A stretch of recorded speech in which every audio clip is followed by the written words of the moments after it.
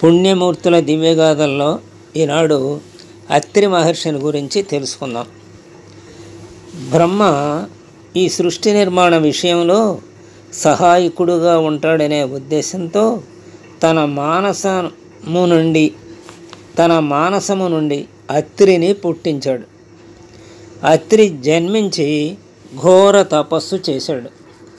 కొంతకాలం తరువాత దేవహూతి కర్దములకు 9 మంది పుత్రికలు కలుగగా వారిలో అనసూయను అత్రి మహర్షి వివాహమాడాడు.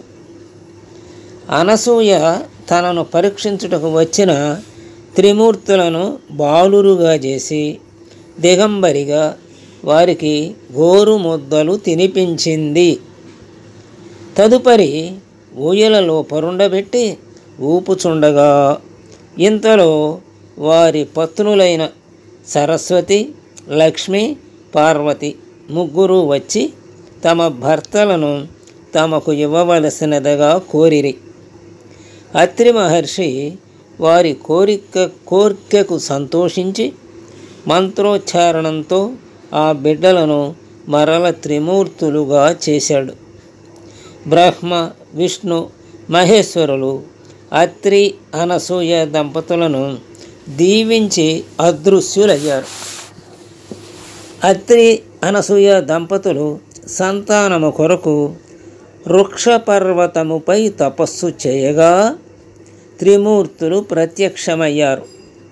వారిని చూచి మీ అంశతో కూడిన కుమారులను ప్రసాదించమని ప్రార్థించారు. వారి కోర్కెను అంగీకరించి తథాస్తు అని చెప్పి త్రిమూర్తులు అదృశ్యులయ్యారు. అనతి కాలంలోనే ఆ పుణ్య దంపతులకు బ్రహ్మ అంశే సోముడు, విష్ణుమూర్తి అంశ దత్తాత్రేయుడు, శివుని అంశ దూర్వాస మహర్షి పుట్టారు.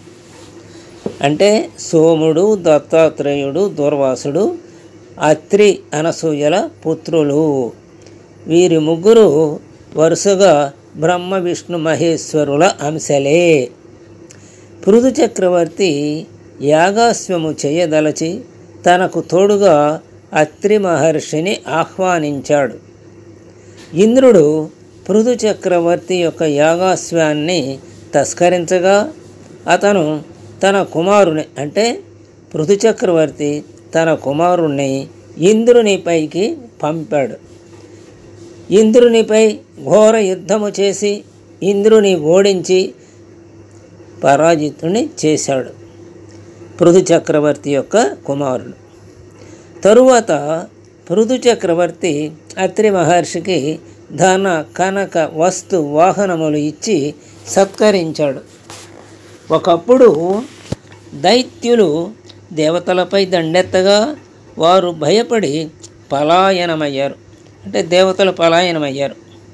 రాహువు తన అస్త్రమును ప్రయోగించగా సూర్యచంద్రులు స్పృహ తప్పి సొమ్మసిల్లిపోయారు. అట్టి పరిస్థితిలో దేవతలు అత్రి మహర్షిని ఆశ్రయించగా అతను కోపోద్రేకంతో తీవ్ర దృష్టిని రాక్షసులపై ప్రసరింపజేయగా వారందరూ ప్రాణాలు కోల్పోయారు.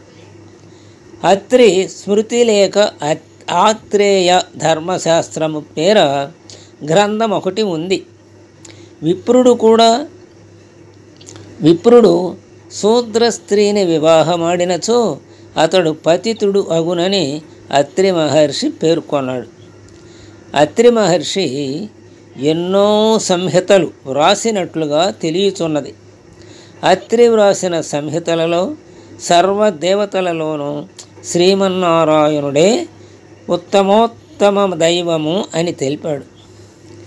అంటే బ్రహ్మ, విష్ణు, మహేశ్వరులు ముగ్గురు కూడా పరబ్రహ్మము యొక్క అంశే. విష్ణుమూర్తికి సృష్టి స్థితి లయాల్లో స్థితికారకుడు గనుక స్థితి అంటే జీవి పుట్టిన తరువాత జీవి బ్రతికినంతకాలం ఆ సరి అయిన స్థితిలో ఉంచటం అవసరం. కాబట్టి స్థితికారకుని యొక్క కర్తవ్యం ఎక్కువ సమయం ఉంటుంది. సృష్టి లయాల కంటే. కాబట్టి సృష్టికర్త కంటే లయకర్త కంటే స్థితికర్త ఎక్కువ శ్రద్ధ తీసుకోవాల్సి ఉంది, ఎక్కువ బాధ్యత ఉంది సృష్టిని స్థితి కొనసాగటానికి.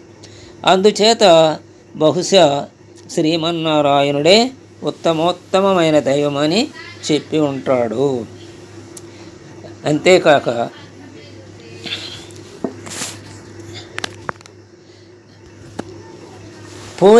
పోలిక తీసుకున్నప్పుడు ఈ ముగ్గురి కర్తవ్యాలలో క్లిష్టమైనది స్థితికర్త అయినటువంటి శ్రీమన్నారాయణుని కర్తవ్యమే. అందుచేత పోలికలు లేనప్పుడు అంతా ఒకటే, అంతా పరబ్రహ్మమే. కానీ భౌతికంగా దిగి వచ్చిన తరువాత పెద్ద చిన్న అలాగే గొప్ప తక్కువ అనే తేడాలు సహజంగా పోలిక ఉంటుంది.